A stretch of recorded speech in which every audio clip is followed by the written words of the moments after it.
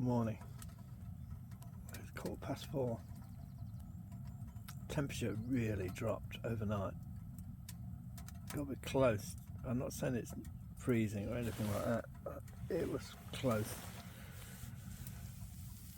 I've got a zero bag, which obviously is not a zero bag because I could feel the cold. And I was getting colder and colder from about midnight onwards, and stupidly I didn't put the fire on. I think it was more through being tired from the day before, and I just thought I'd weather it on. And it got to about 4 this morning, and I thought I let the dogs out because they wanted to go out, and I thought that's it, I'm getting the fire on. Thank God I brought it. I think because we're in the valley, you pick up the cooler temps in the morning, but I cannot tell you the difference that fire's made. It is absolutely belting it out, and having the windows all round makes a difference. It does throughout the heat, different areas, but the top is absolutely steaming. You can fry an egg easy on it. Let's say you got the look, that slows it down when we get going. At the moment I want to get it nice and toasty. I don't care how much heat we get, we need to be really warm. It was, as I say, it was not zero, no way, but I'd say probably 2 degrees. I was feeling, so as I say, this bag that I've got here is a zero bag, and it's no way a zero bag. I'd say that's about a 3 or 4 at the best. Well, that's why I brought it, because I didn't want the temperatures to get any lower. Oh, excuse me. Went out last night at I think it was about 10 o'clock. Rose wanted to go out, and of course the midges were out, weren't they? I had a head net on and everything, so I felt safe. Came in here, didn't realise we carried them all in, didn't we? So I got a small one of these small candles and killed millions of them with that, because they go, if you have no light on and just the candle, they will slowly get drawn to the candle. But of course you've got to be 100% careful with having a candle in any tent. So I reduced them, and then I slept for about 3 hours with the head net on. And then when I woke up, as I say, the temperatures were dropping. It seemed to be killing the midges off. Even they didn't like the cold. And that's the big, I went out a minute ago, came in, didn't bring no midges in, so they certainly don't like the cold. So I've got dog food and all that in here if I need to feed them, but I'm not going out until I know it's 100% safe later. I've got tons of firewood here. I just have this simmering. I've got a bit of ventilation, and you can feel it, trust me. And there's a bit of ventilation there at the pipe. Probably that's where the midges are coming in as well. I've got to sort that one out. Right. Beautiful fire. Absolutely love the stove. It's better than the other one by far. It's much hotter. I mean, the heat's coming off the top of there. And don't forget that's going around the tent as well, which is just brilliant. That was another thing. I was breathing here, and you know, you don't get the condensation issues, but obviously the hot and cold from my breath going to the cold canvas, it was making it wet.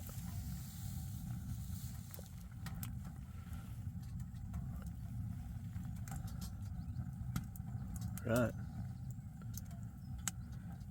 I'm gonna lie down and enjoy the heat. My legs, poor legs, were getting cold. I'm really feeling it now. There's a way of cleaning these windows to get black. Just use the soot from inside the fire when it's obviously when it's cold, and scrub them. Use a piece of rag or something and scrub the fire with the soot, and it will clean them up instantly. Better than any scrubbing or anything like that. Right, that's an absolute inferno. Big difference. Wow. See you later.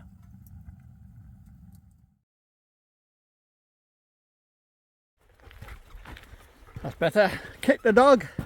Only joking before someone says you haven't, have you? Looking back at camp. There's not much of a breeze, but the sun's out, and for some reason all the midges have decided to go home. There was millions inside that tent. They've all died though.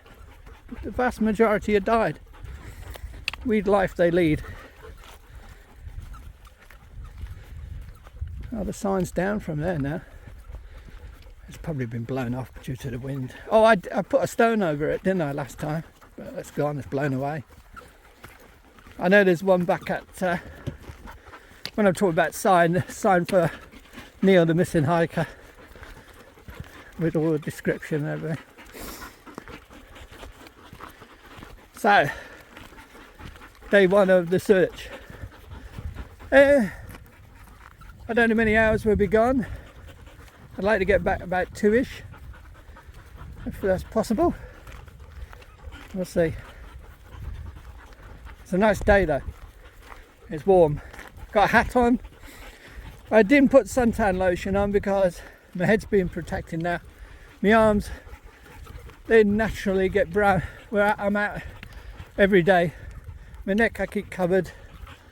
I ain't got no bare legs, so due to the midges and ticks, obviously.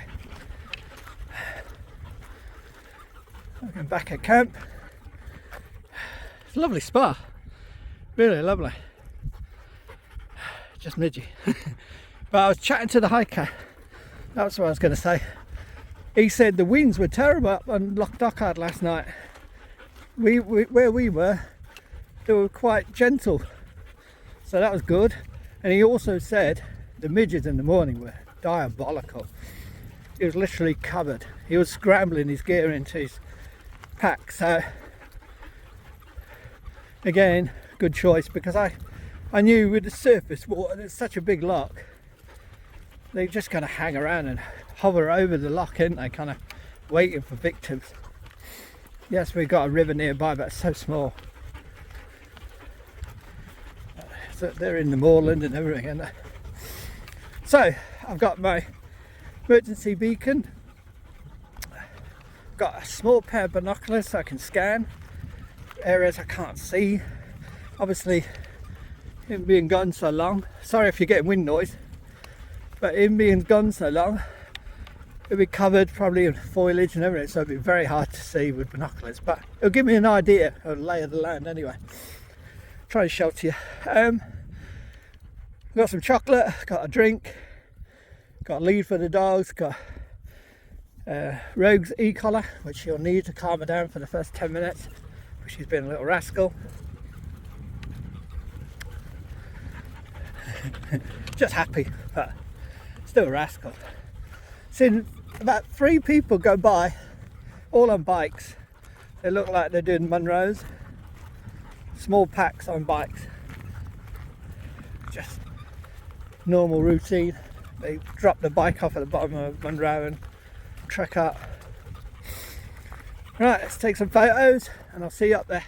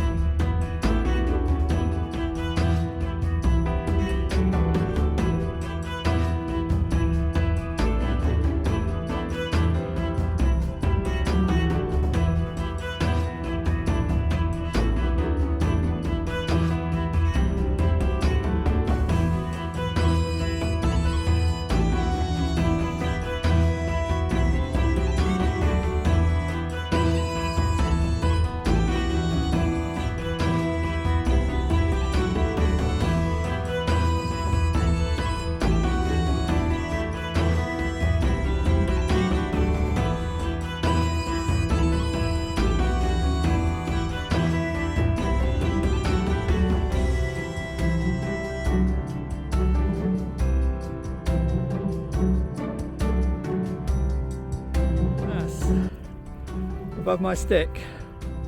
It's not going to be focused because I'm focusing near the loch. But that's where we're aiming for. We're not going up the pass, we're going to the right, and there's some old ruins. My theory is, I don't know if it makes sense because everything else has been covered, is he was pitched further along here. I'll try and show you the spot. He went out for some reason, either to be sick, call of nature, some really stupid reason, with his head torch on. And the weather was changing, it was raining, he's got his coat on, hence why he didn't just go out in a shirt or something. And he's got disorientated, and instead of coming this way towards his tent, he's gone round, and he's thought, in his head, he's thought, I'll follow a loch round because my tent's by the loch. And what he's done, he's been sweeping round and it's been pushed away from the loch. That's my theory. And if so, he's wandered up somewhere up here. Don't ask me how. And the more he's got disorientated, the more he's got lost.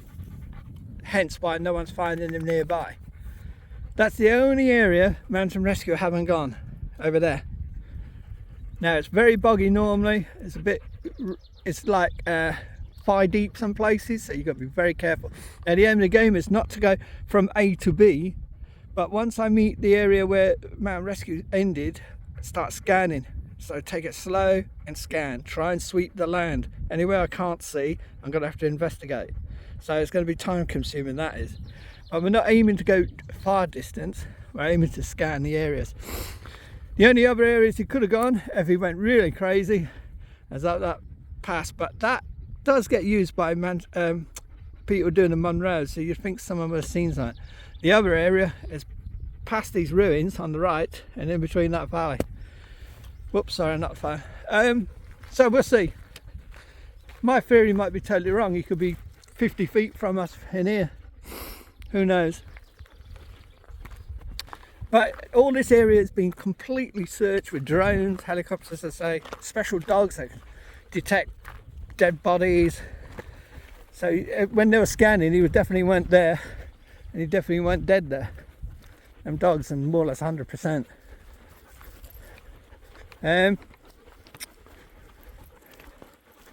So who knows? I'll show you where he pitched. I believe he pitched.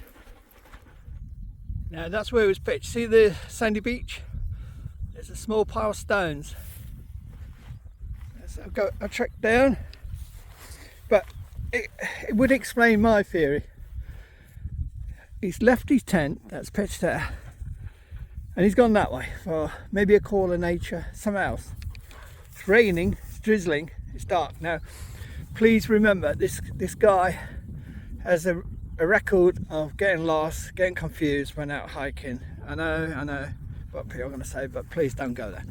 But anyway, instead of doubling back in the dark, maybe his torch failed, maybe something happened, I don't know.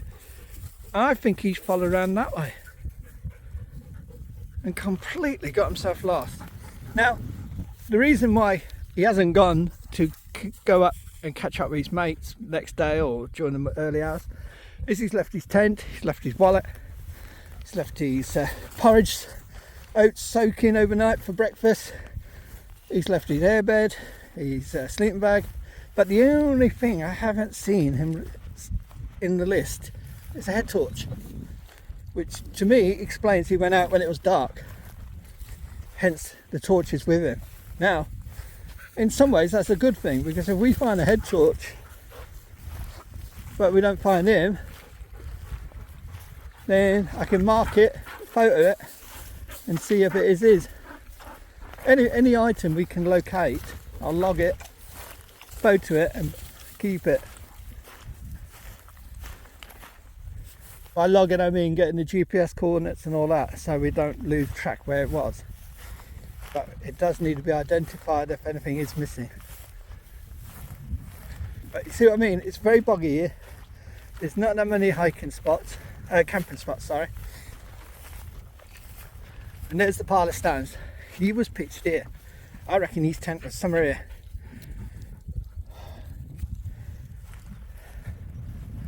And there's the stones, I think, to mark where he was. But I think the location was probably down here. Now, see what I mean? So he's pitched here. It's dark, starting to rain. The wind's picking up and his tent's getting battered. He's not feeling the best. He's gone out for a reason. And he's gone out where he's gone. And instead of doubling back to his tent, he's got confused. And he's followed that way. Totally the opposite way. That's what my theory. The other theory is, I don't think he was unwell.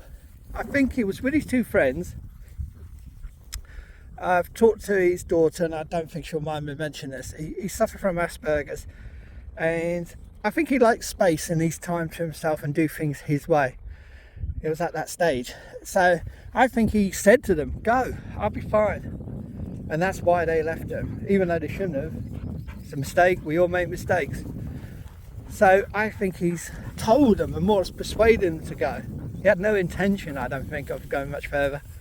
He wanted to pitch here and enjoy the surroundings and his time by himself. That's what I think, because that's what I would do. I wouldn't want to be with a party of 2 or 3 people. No disrespect to them, they're probably really nice people, but I would love to be out here by myself and enjoying that landscape.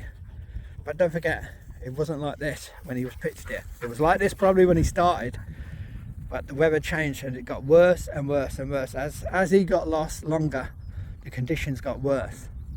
To the point where mountain rescue were called out within 48 hours and the conditions were appalling then. So, we're now following the loch round and I'll let you know the spot where the mountain rescue team stopped searching.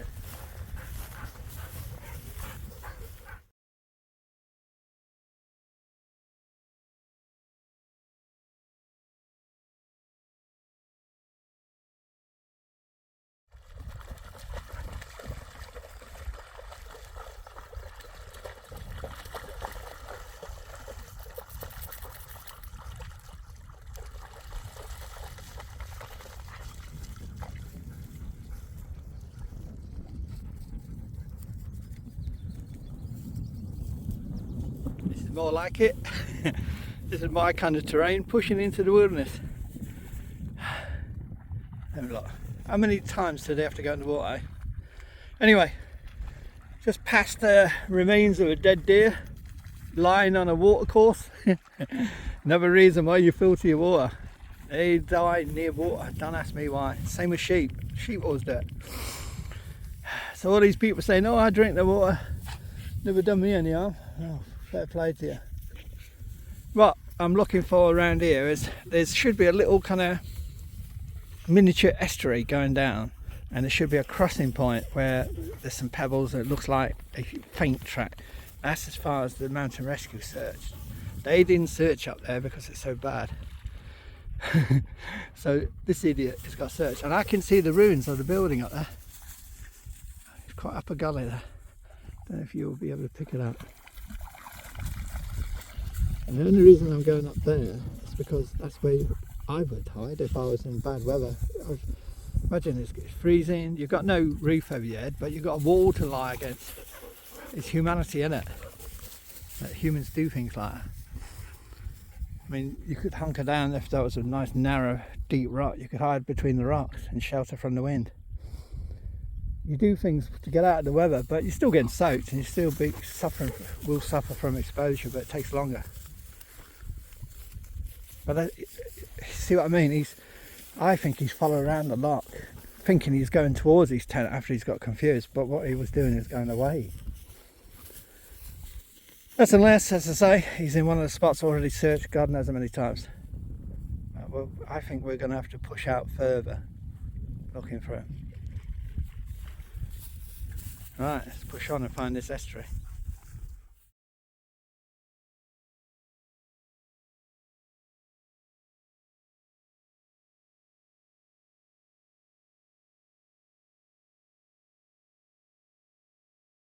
See what we're going to cross. Get out of there, Stella! It'll be underneath, there'll be sediment about a foot deep, and if she goes in, she'll get stuck.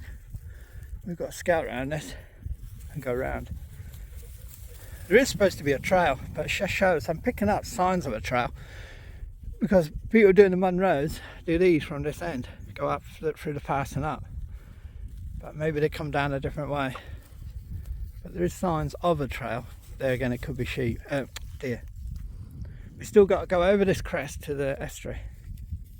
So this has all been searched as such, but I'm still scanning as I'm walking along and looking, because it's pretty flat. There's no real hidden areas. These are the kind of hidden areas you want to search and keep an eye on, but they have been scanned. But we'll have a look. Remains of an old forest. It's amazing to think hundreds of years ago there used to be forest all around it. Look at that, mighty trees, long since gone. A lot of them were harvested for, not as timber as such, for firewood, believe it or not. Because I'm trying to think what they used to I reading about Loch Dochard, one of the Loch Dochard books, and the only thing they could do in land like this was farming as such, you know, the cattle, not milk obviously, just beef, and sheep sometimes, but the terrain was so rough they couldn't crop it or anything like that. So to live in the areas, they would harvest the trees and basically go through the trees one by one to keep themselves sustained. So it's not like you think they were cutting them and using the timber and selling it abroad or selling it through the country. They were actually cutting through the forest. This is going over hundreds of years to survive, keep heating through the winters. Hence we lost the forest. I was reading, as I say, through Loch Dochard and places like this, you know what I mean? And there was not much through the centuries that they could do. There's settlements being placed it. Rebel, get out! You'll sink. Get out. Here! Get out. Sorry about shouting. The more he goes there, the more you'll sink. I'm just scouting around, see if I can see anything. And when I come back, I'll go the other way and scout around there. But this has all been covered, as I say. But I'm just looking. Hey, get out! Booze. Booze. Behind me. Behind me. Want them sinking, do I? Apologise for the shouting again, but you have to be on your wits with them. Booze. Over here. I mean, to be honest, if that was really wet, someone could sink in there and be gone, to be honest. See if I can cut through here. You've got to be very careful here. You sink up to your thighs. Once committed, this is another thing. Who's, he could have done hopscotch, you know, and the further he went, the more in trouble he got, and then he couldn't get out. I mean, here I am in a bright day, trying to find a way around without losing my dogs, and I want to be around that. I'm going to have to double back a bit. At least I'm scanning, anyway. I'm checking all the gullies, so normally I wouldn't walk near the river. I try and get away from any, you know, crevices and all that full of water, but what I'm doing this time, I'm actually walking along and scanning just in case I see any signs of anything. See? Oh, that's alright. Just about took my weight. Right, pick you up further along if we ain't disappeared in the quagmire. I've got to be going that way, but I'm getting cut off from doing that. Found an old stalker's track. I knew there was a track up there, but I thought we could cut along round the loch. I wanted to go the area I thought he'd gone, you know what I mean? But now I've been pushed out. But when I come back, I'm going to have to go up there to that mound and back, and then come round back here. I've got to scout it.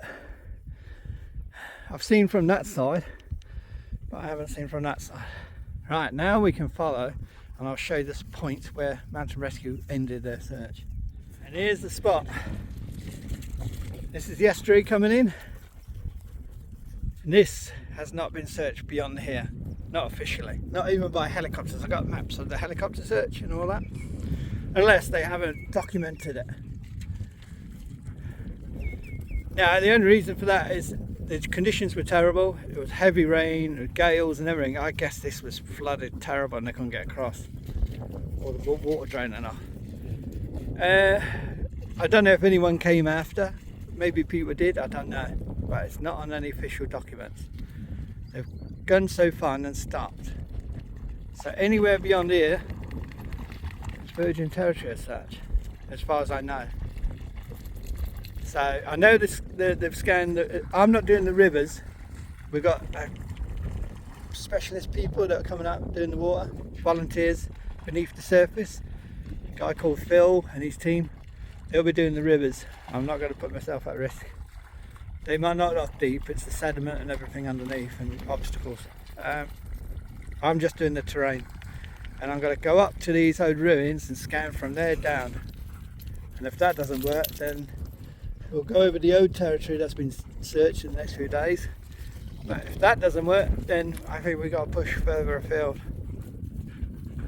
I'll explain more why later on out of the wind. But for now, let's push on and let's go searching.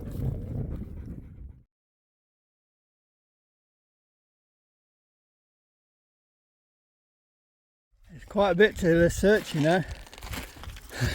I thought it was just the terrain, but there's a lot of estuaries here as well. Oops. So I'm going to have to search around these. I might have to come back 2 or 3 days and do this. I've got a zigzag across that lot.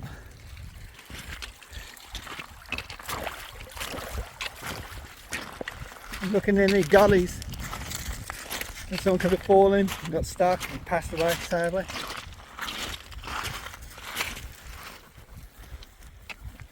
Checking the river, any obstacles. I'm not using the dogs yet. I'm letting them stray by themselves, but I won't use the dogs. Obviously they're not trained to search for bodies or anything like that, but my dogs, as you can see, are inquisitive. And if anything stands out, a minute ago we found the carcass of a deer. Guess who found it? Mr. Piggy. Bones. See? So I'm not being kind of nasty. We're going to have to double back. We're going to get cut off by the estuary. But there's that mound, you see, I was talking about earlier. So I want to cover around here, but have a look. See, someone could be lying here and you wouldn't see them.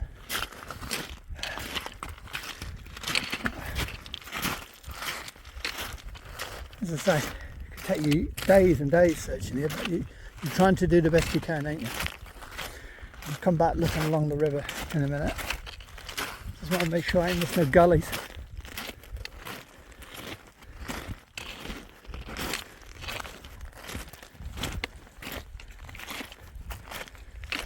See, we can cross. I mean, normally you wouldn't be able to cross this lot. You can see this normally gets flooded. This gravel is normally underwater.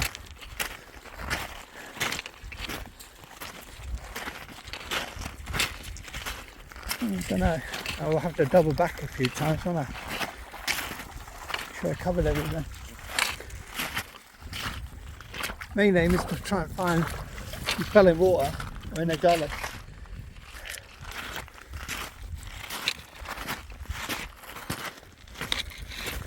I think I'll be doing this next couple of days. Make sure I covered everything. Didn't think it'd be so vast. But typically on a map it don't look so bad, does it? Again, all this would be underwater when it's wet. So I wouldn't be walking here.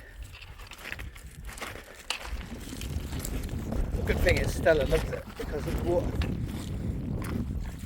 Right. Can't keep chatting on the phone, can I? So look, just had lunch. 3 lovely chocolate bars. Thought I'd eat them early, it's 12 before it melts. They all melt with the heat. I would say today it's much cooler today. I'd say it's about 13, 14, but perfect hiking weather. The breeze is not as strong, so that makes it feel a bit better. But it's nice and refreshing. It's not a cold breeze, it's a nice warm breeze. I'm scouting along this river, making sure I do not miss anything, you know, as far as the eye can see. Obviously there could be something in the water. I'm going to follow all the way up. That's an area I need to check. That'll probably be tomorrow. And I'll see what I need to scan around the back there.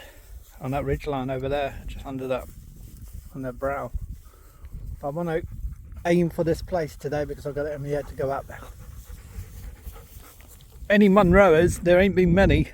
This is a stalker's track now, but I was looking through the mud and all that. There's the odd footprint, but not many. Stella, get out. She keeps jumping in the water. But you'll see I'm allowing the dogs freedom now. The reason for that is they're inquisitive. Look at him. He'll pick anything up. Anything that's lying around that shouldn't be around there. Oh, look, see? That's why dogs are useful. And Rogue is just as bad as him, even though she got a band of hair across her eyes. Now, obviously, I'm not using the e-collar. Look, she's gone camouflage. Got a load of hair stuck, grass stuck in her collar. Obviously, I'm not using the e-collar here. There's no height. There's no people as such, I shouldn't think. And they do reply to commands now. She's doing much better. What are you like, Rogue? Cop it. Right, so push along this estuary or river that leads all the way up to that pass, and then we'll cross over the estuaries at one point and go up towards that area to the right, where I don't think many people go at all. Right, got to get these out of the water.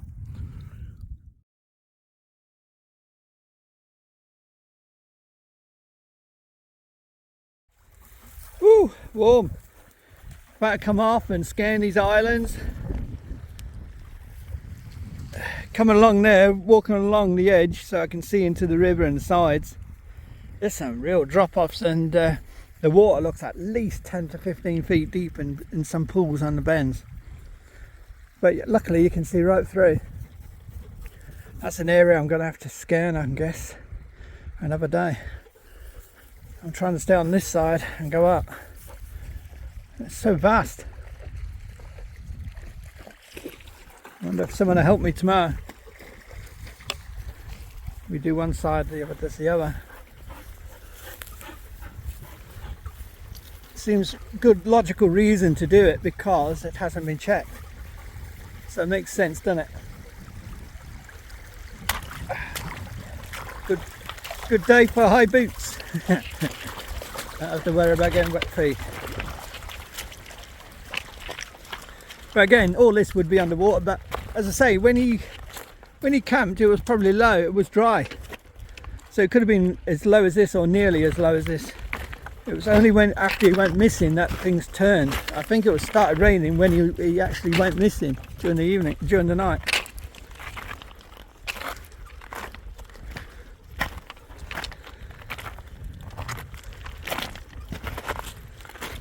Now, common sense says if he fell in the water, the flow rate would bring him down, but that doesn't necessarily happen. Sometimes people get trapped in corners and crevices.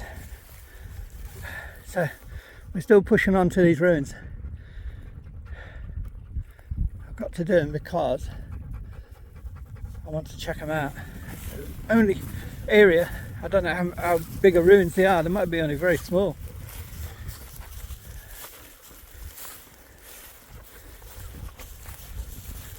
See, when he was following this river, to me, you know, I'd go, I'm going the wrong way. But in the dark, he might thought he's following that river that leads back to the car park. You don't know how the brain works, does it, when it's confused? It's only a little estuary coming down from the passes up here. Right, I'm going to have to put you away. I don't want to draw away from the river, I want to check the banks.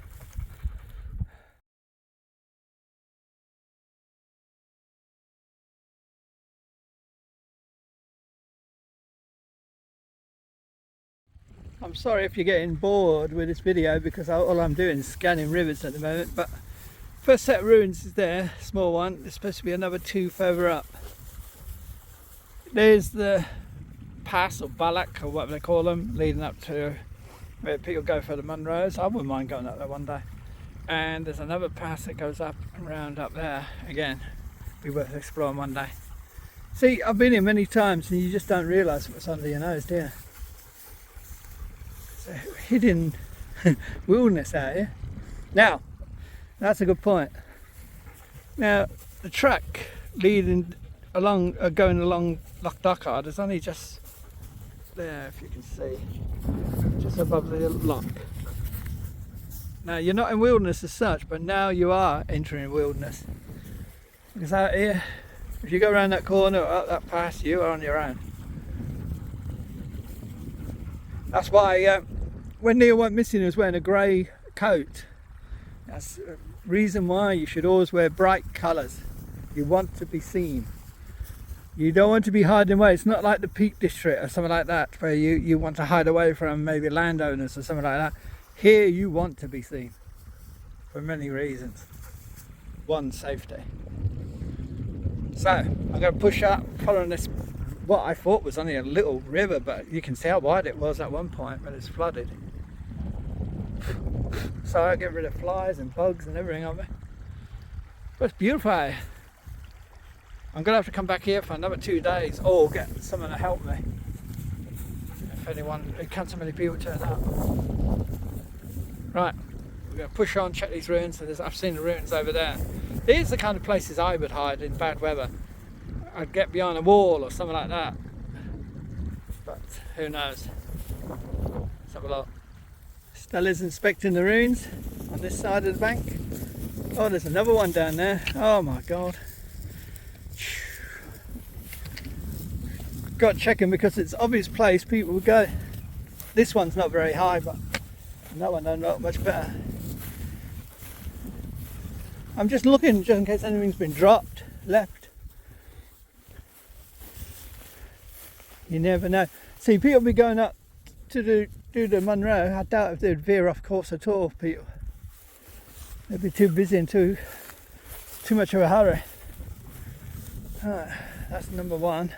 There's one over there, and there might be one higher up. I don't know. Got to check this one now.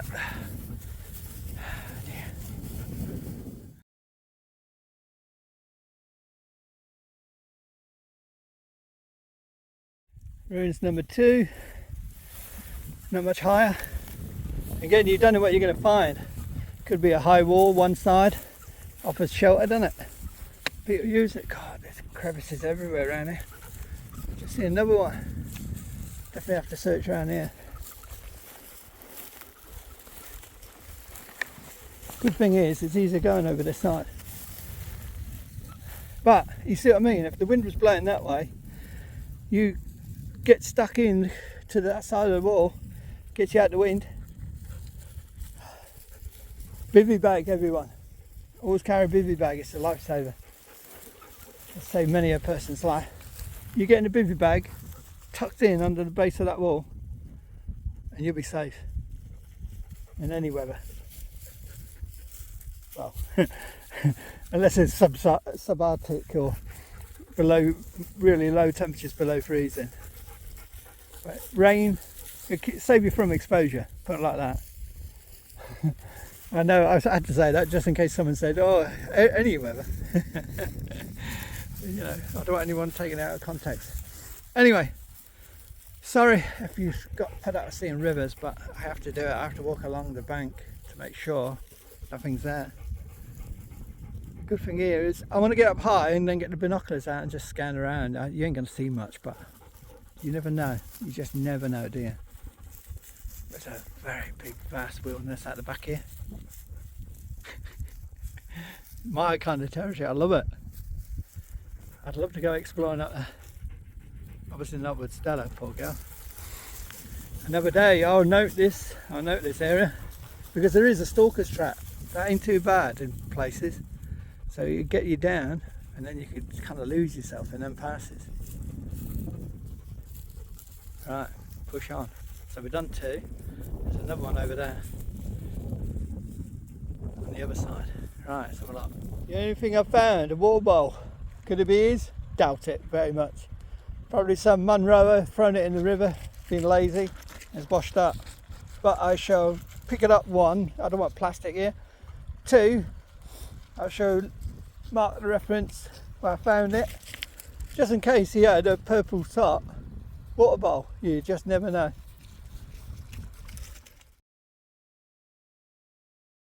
That's better for shelter. It's got decent walls on it. It looks like there's another one further up. Little one over there, got to check them. It's the kind of place humans would go. It's a connection with home, innit? Shelter, house, you know, the brain how it functions when it's in desperation. I mean, you wouldn't crawl under a rock, you'd aim for a building, wouldn't you? So, let's have a look.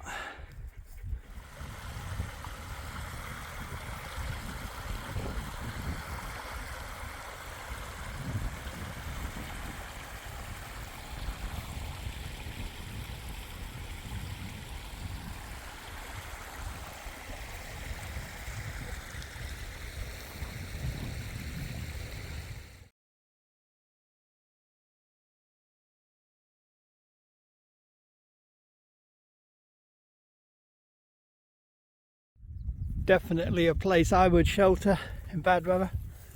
High enough walls all the way around as well, more or less, so you could move around as the weather changed. Lots of signs of deer here, hell of a lot. No sign of humans. There's muddy areas and no footprints. I know it wouldn't be his, but I'm on about anyone else being up here. Just looking for anything dropped.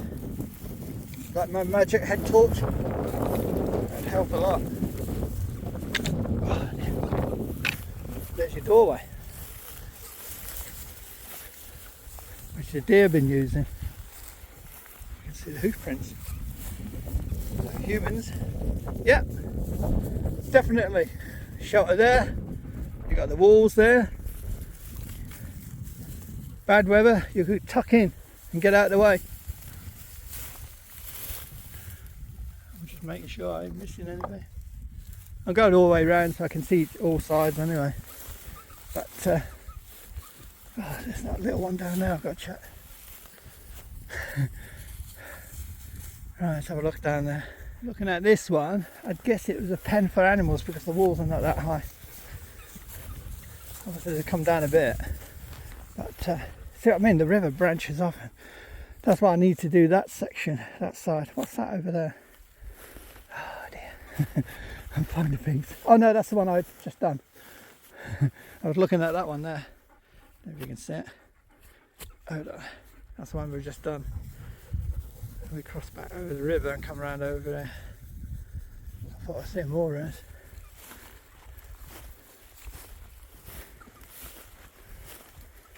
These are the areas you're looking for, the gullies. Oh, yeah. You know, some falls here you've never seen, will you? Same over that side, I've got to look over there now. Damn. Just so many. Right, I'll put you away. I've got to search around there. But you see what I mean? There's Loch Dochard. So it's not that far away, is it? He could have easily wandered over this way. But I'll go back to my reasoning later. Because there's a reason for my reasoning.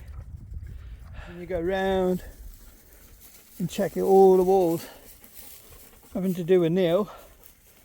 But it's a petrol can. I guess it's for the stalkers when they're out with a buggy or whatever, and they've tucked out the way so they don't blow away.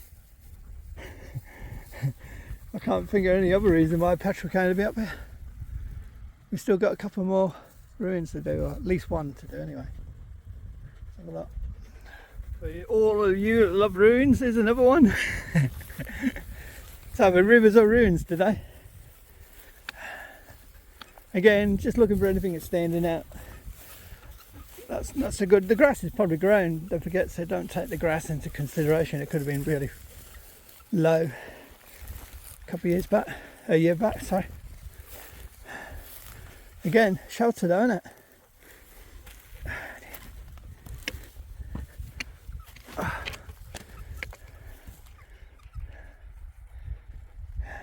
Nothing there. And there's another one up there, and that's it, I think. Thank God. I didn't think there was that many ruins here. Oh, something little here.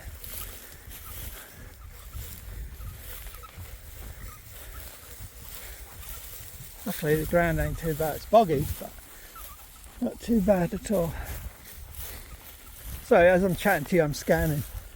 So if I seem to be wandering, it's because I am.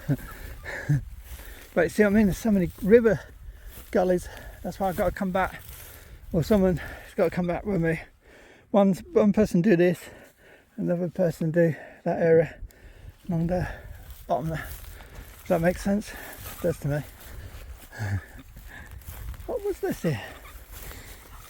Oh, a bridge or something, was it? Something on it's man-made, that is.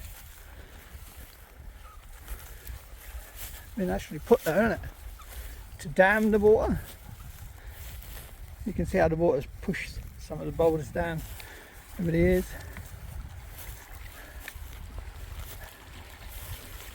I'm not short of water. This is it.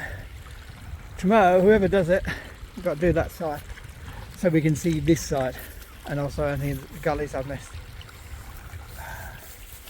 Right, up to this ruins.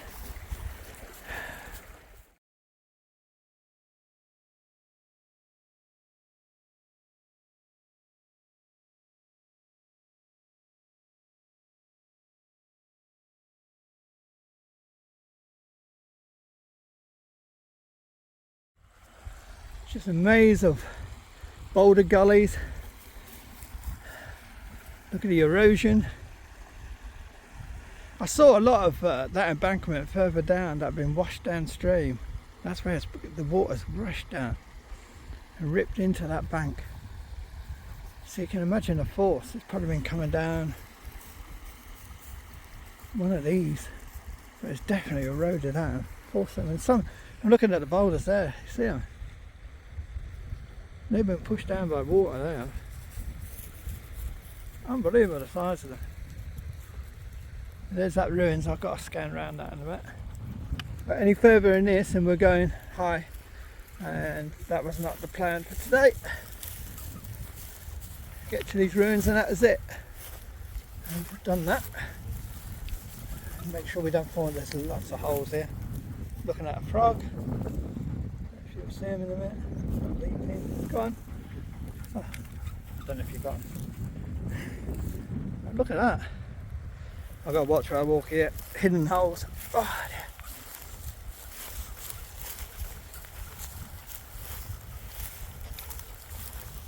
That's better. Let's see where I'm walking now. Look at them. But that's some force coming down there.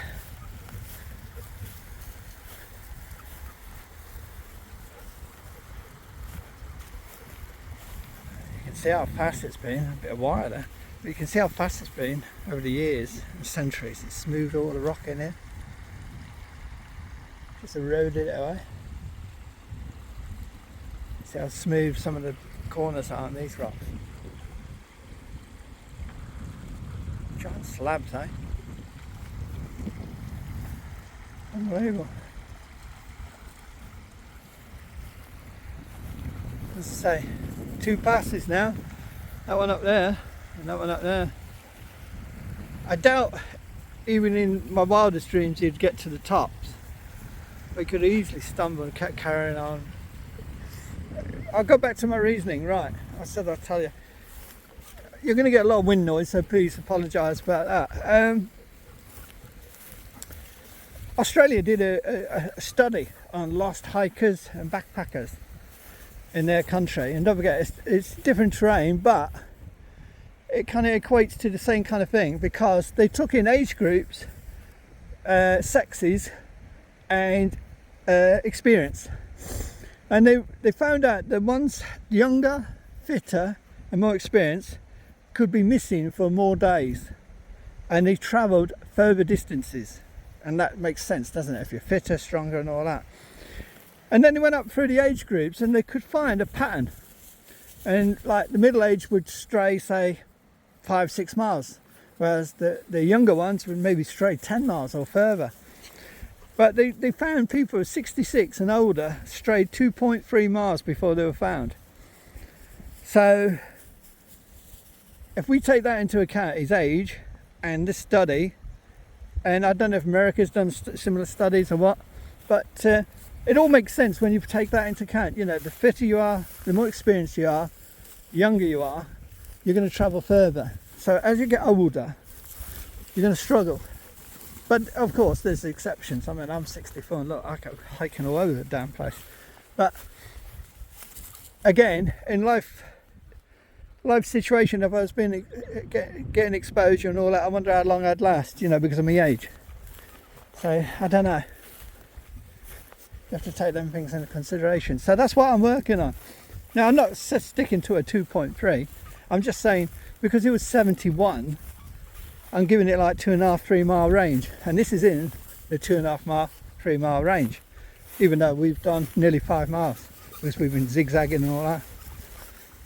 And I'm covering these gullies, you see. So but if he was missing for 2 or 3 days, you know, before they gave up the search, he could have been wandering for them 2 or 3 days. He could have survived longer. He could have had rest breaks, you know what I mean? He could have been drinking water and surviving on water for several days. So that's before they're found. But the thing is that we didn't find, Mountain Rescue didn't find Neil. So he could have rested. Yes, he wouldn't have been very well. He would have been suffering from probably exposure, hypothermia, whatever. But he could have carried on maybe another day and maybe done another 2.5 miles, or at least 1.5 miles, you know, do you get what I mean? But I'm covering the initial, say 2.5-3 miles at the most. I think he would have done that first 24 hours or so before maybe he had an accident, or maybe he succumbed to the weather conditions. So that's why I'm having this range. I'm sticking to their kind of guidelines. I know it's different continents and different situation, but it does make sense when you think about it. So that's what we're doing. And then, as I say, we'll extend it further if we have to. But we'll keep searching. It's got to be out here somewhere. Sooner or later something will be found. If it's some clothing, rags of clothing, that's what I'm looking for, you know, a piece of his coat, you know, yes, it'll rot away, some, maybe a piece of trouser, boots don't rot away. That's a good thing. If you've ever been in the Peak District, you'll see aircraft sites, and the leather boots are still there from when they crashed in the 40s, you know. So things like that. Things he might have had, glasses, a watch, you know, something that stands out, is washed away, is shown by the land. This is a pen. I've done that one. This is an animal pen again, it looks like. Hence we found the plastic bottle and a fuel can. Nothing that we need really. Right, pushing on further down, and then we'll get back on the track and head on back, because I've done as far as I want, but I'm going to have to do it in sections. No luck so far. See, there used to be a building there, all the rock's gone, but look, they got themselves sheltered, didn't they, from the elements as such. Very clever. Hence why I'm doing a scan around here, because I found this embankment. See, I love Rebel, he's nosy, and that's what I like. Helps you out no end. Looks like bits of ruins or rock up there. We'll do that tomorrow. Wherever you look, there's hidden areas, isn't there? But yeah, I'll definitely be back for these passes. It's got to be done. Right, making our way back, but scouting some of the other areas that I've missed.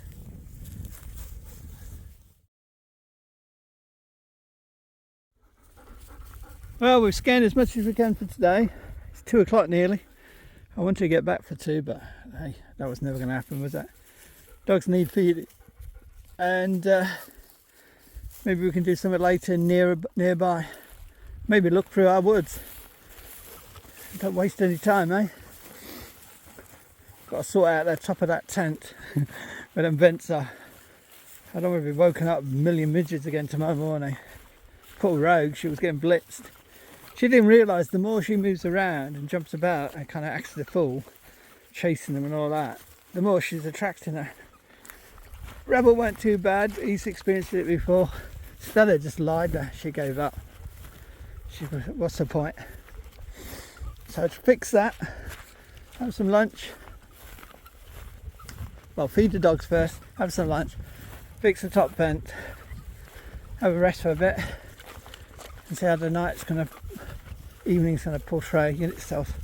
The wind, because there's hardly any wind here today, and that's a nightmare if the wind don't come, because that means midges.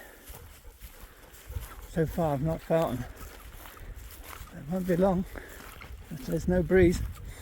Now the forecast, last I knew, tomorrow is supposed to be quite windy. I think 10, 11 and gusts of 27, which means it'll be quite breezy up here. So we should be okay in the tent. Be nice if it's breezy early in the morning. I'll keep them well away. And then I think the last 2 days, Sunday and Monday, if I've got my dates right, it's getting hotter and there's not much breeze, which is bad news. Right, rather than ramble, I found a plastic bottle, a gas can, and nothing else. That's not much to show for us trekking through all this, but we will be back. Because look, it's not far from Loch Dochard at all. Could have easily come up there. I was hoping, but I wasn't hoping. No one wants to find a dead body, do they? But you do want to find closure for the family. Anyway, yeah, I think the midges have shown themselves, and I didn't bring my head net. Ugh, because it was breezy. My mistake. Right, see you at camp. Good evening.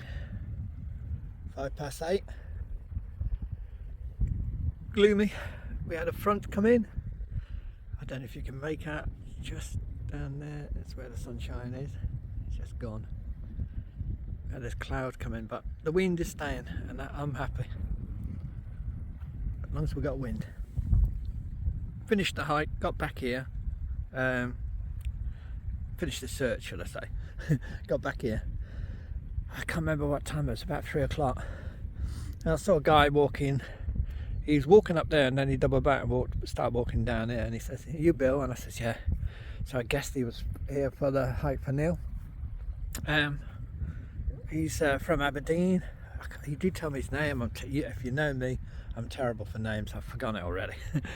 Really nice, pleasant guy. We were chatting about hiking and trips, and for a good 2 hours. I had jobs to do. I was feeding the dogs while chatting to him, and then I realised I've got to have my dinner. I've had no lunch.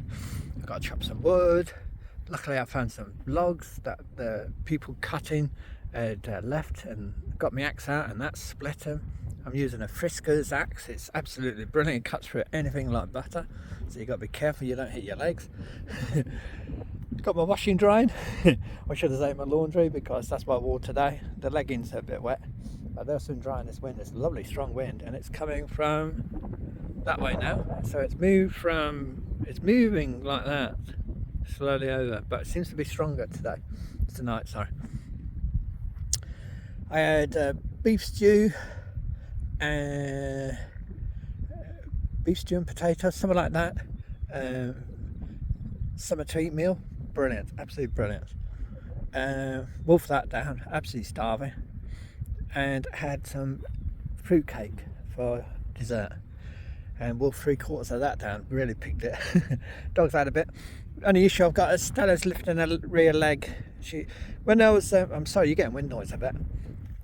When we were searching, Rogue was getting to one of the edges, so I told her to get back, and I turned around with my pole to kind of say get back, and she bolted and she hit Stella on the side, on the bad leg. So I think that's winded that leg. We'll see how she is in the morning.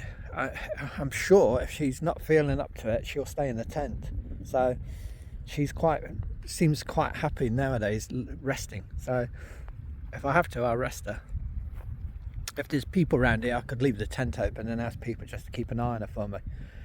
she ain't the type of dog to go wandering off. She'll stay near the tent if I'm not around. So we'll see how she is tomorrow. She's on tons of painkillers. I mean, it's something that's been happening to her for months and months and months, and it's been getting worse and worse. And she's on so many painkillers, there's not much I can do. I mean, yes, I could leave her at home and watch her wilt away, looking depressed. That's not my way. She was out here today. If you saw her in the loch, she was having fun. She was running around. She was being a bit silly at times, but getting carried away. That's what I want to see. You know what I mean? If she's lifting a leg tonight and I have to rest her tomorrow, we'll do that. You know what I mean? At least she's happy though when she's out here. So that's the only issue I've got. Sorry about the wind noise if you're getting it. As you can see, maybe it isn't the nicest way to do it, but I've padded down my my vents. Don't worry, they are doubled, so even though that one's being blown up, it's still doubled around. So see what I mean?